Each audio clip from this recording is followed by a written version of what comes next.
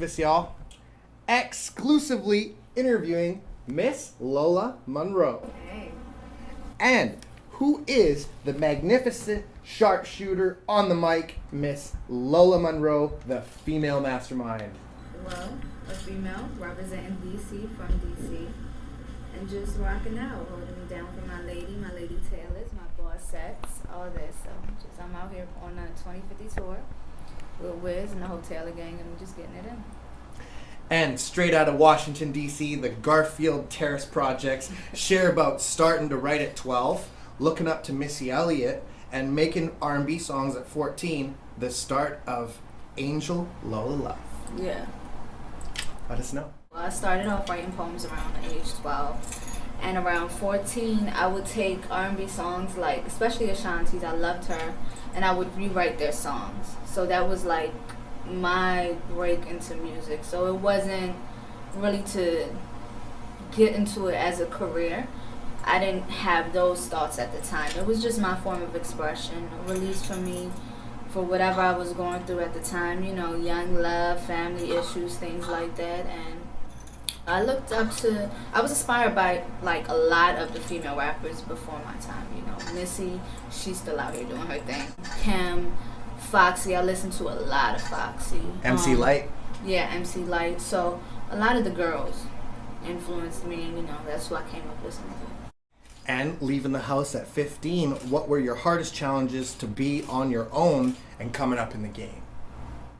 Well, initially when I first got on my own at 15, my mind wasn't on entertainment or breaking into entertainment. My mind was on just getting to the next day and survival and things like that. You know, age 15 is pretty young.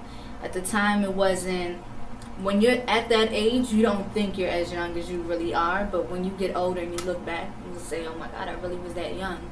But at that time, it was just getting by and figuring out what I was going to do, how I was going to survive.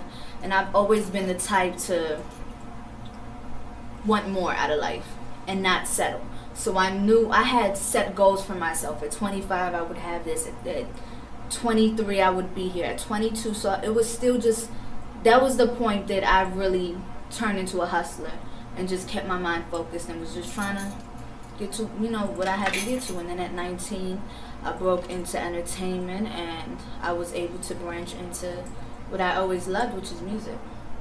Excellent. And Miss Urban Model, XXL Eye Candy of the Year, your favorite music video that you've been in, from 50 Cent to Kanye, Busta Rhymes, Trey Songz, props from Drake, you a bossette for real. And the Bossette Mafia. Yeah, I created that whole movement for my ladies. A boss is the female version of a boss, and some people might take that definition and just have their own way of putting it.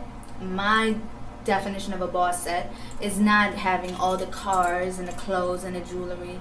A boss is someone that's in control of whatever situation they're in. So whether you're in school, whether you're at home taking care of your family, whether you're in the music business, 9 to 5, whatever it is, if you're in control, if you failed in life and you got back up and you took control of those situations, your boss says. So that's what my whole movement represents.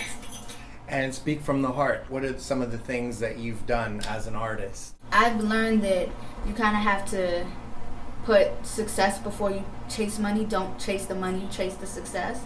And that comes from loving it and just putting your heart and your everything into it. Sometimes when you just do it for the layers on top and not really for a reason, and there's no depth in it, you really don't win at the end of the day. So just do it from the heart and follow your heart and, you know, what you truly love to do. And let's go into your incredible music, Boss Bitches world.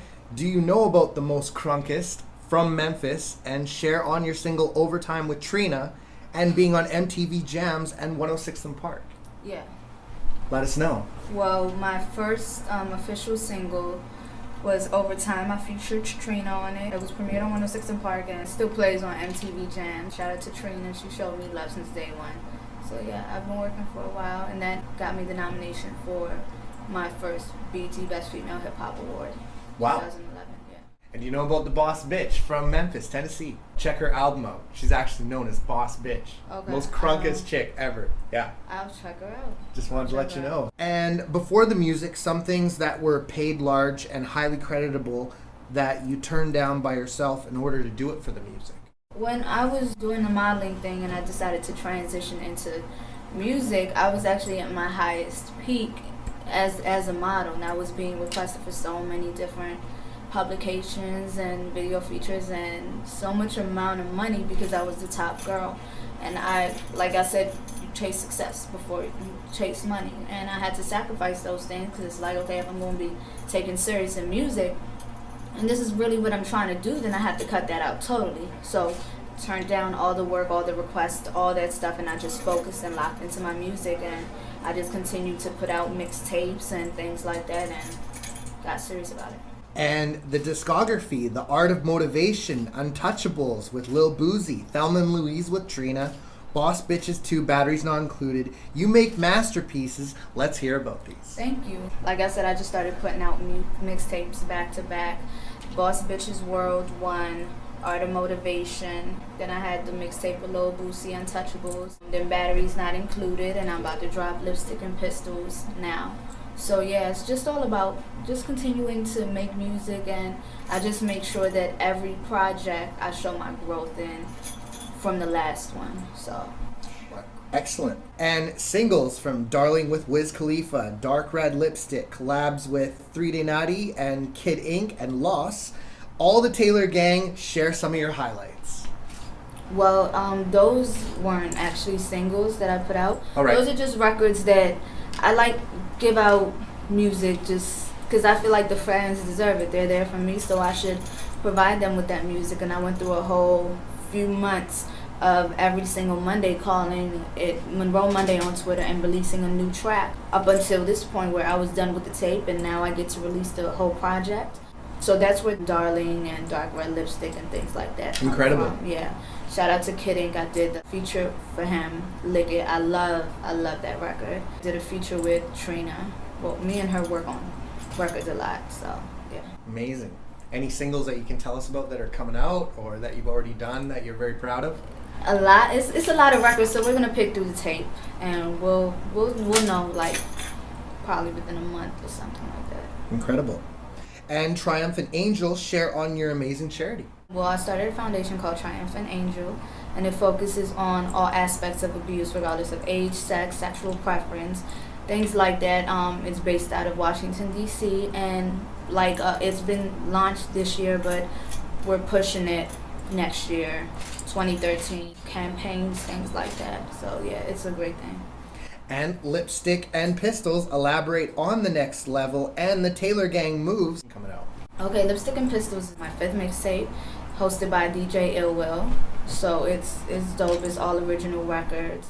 I sat down and I recorded it like an album as far as the process, not necessarily the sound of it or anything. But it was just a great project. I love it, and I just can't wait to drop it. And then we have the combination with Taylor Gang. All of us, we have so many records. It's going to be crazy. I'm really, really excited about that project. Incredible. And the best tour and largest crowd that you've ever rocked? Oh, this one. 2050 tour, the one that I'm on right now with, all my brothers, Taylor Gang. So it's really dope. It's a great thing to have my first official tour and then be on there with family, and it's great. I'm enjoying it. Perfect. And the best hip-hop memory you've been part of or contributed to? My best hip-hop memory would have to be my BET nomination. That was my first nomination. It was independently. It was me doing all the groundwork and putting out the tapes and putting out the projects and the videos and the MTV and things like that. So that was my biggest first accomplishment. Very incredible. And do you have anything to say to Canada? Yes, I love it out here. The women are beautiful. The energy is great. Everybody is so kind. So I love it out here. I'm enjoying it. And you have any shouts? Yeah. Shout out to all my fans. Shout out to the whole Boss Set Mafia, the whole team, Lola Monroe, Canada. Thank you for having us. And I love it. I can't wait to come back. And shouts to Lola Monroe and Lola and the Taylor Gang. And this is The Archivist, and you already know the name, y'all. Definitely. Thank you.